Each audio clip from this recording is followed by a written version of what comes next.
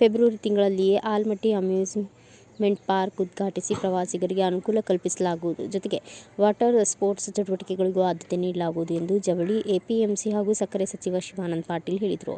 ಆಲಮಟ್ಟಿಯ rock ಉದ್ಯಾನವನದ silver ಲೇಕ್ನಲ್ಲಿ ದೋಣಿ ವಿಹಾರಕ್ಕೆ ಶನಿವಾರ ಮರು ಚಾಲನೆ ನೀಡಿ ಅವರು ಮಾತನಾಡಿದರು.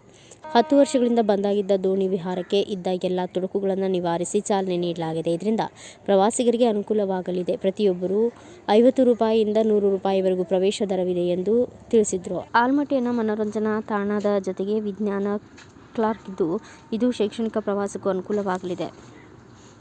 ಪ್ರವಾಸಿ ತಾಣವಾಗಿ ರೂಪುಗೊಳ್ಳಲು ಇನ್ನಷ್ಟು ಚಟುವಟಿಕೆ ಆರಂಭಿಸಲು ಉದ್ದೇಶಿಸಲಾಗಿದೆ ಎಂದರು. ಇವತ್ತಿನ ದಿವಸ ಆಲಮಟ್ಟಿ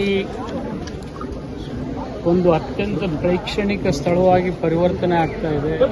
ಈಗಾಗಲೇ ಮೊನ್ನೆ HK ಪಾಟೀಲ್ರು ಕೂಡ ಬಂದು ಒಂದು ರೋಪ್ವೇ ಮಾಡ್ತೀನಿ ಅಂತಕ್ಕಂಥ ಮಾತು ಕೂಡ ಹೇಳಿದ್ದಾರೆ.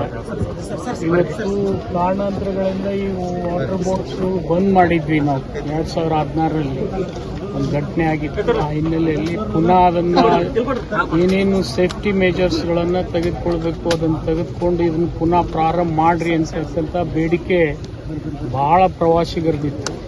ಆ ಹಿನ್ನೆಲೆಯಲ್ಲಿ ಇವತ್ತು ನಾನು SR ಪಾಟೀಲ್ ಸಾಹೇಬರು ಇದಕ್ಕೆ ಚಾಲನೆ ಕೊಟ್ಟಿದ್ದೀವಿ. ಬಸವರಾಜ್ ಸಿ ಅವರು ಕೂಡ ಪಾಪ ಮೊದಲಿನಿಂದ ಇಲ್ಲೇ ಕೆಲಸ ಮಾಡಿ ಅವರು ಇಲ್ಲಿ ರಾಕ್ ಗಾರ್ಡನ್ ಇದೆ, ಸೈನ್ಸ್ ಪಾರ್ಕ್ ಇದೆ, ರೋಪ್ವೇ ಬರ್ತಾ ಇದೆ, ವಾಟರ್ ಸ್ಪೋರ್ಟ್ಸ್ ಬರ್ತಾ ಇದೆ.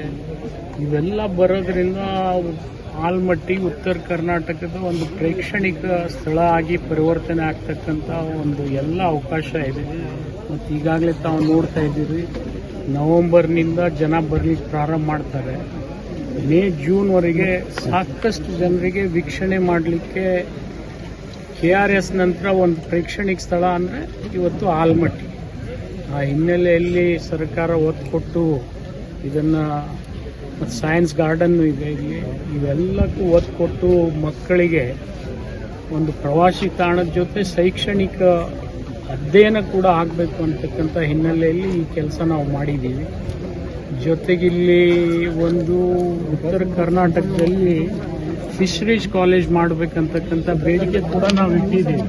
ಈ ಸಂದರ್ಭದಲ್ಲಿ ಮಾಜಿ ಸಚಿವ SR ಪಾಟೀಲ್, ಮುಖ್ಯ engineer D Basavaraj, superintending engineer Abhimanyu, Tara Singh Dodmani, DFO NK Bhagwat, Mahesh Patil ಸೇರಿದಂತೆ ಅನೇಕರು ಉಪಸ್ಥಿತರಿದ್ದರು. ಬ್ಯೂರೋ ರಿಪೋರ್ಟ್, ಅಲಿ ಮಕಾಂದಾರ್, ಭಾರತ ವೈಭವ news, Almatti. Thanks for watching. Read, discuss and debate with editor Dr. Yan Prashant Rao. Wanted reporters in print, digital and visual media for Bharat Vaibhav Daily Newspaper, BV News 5 Channel and BV Fast Web News from all the talukas of Karnataka, Goa and Maharashtra.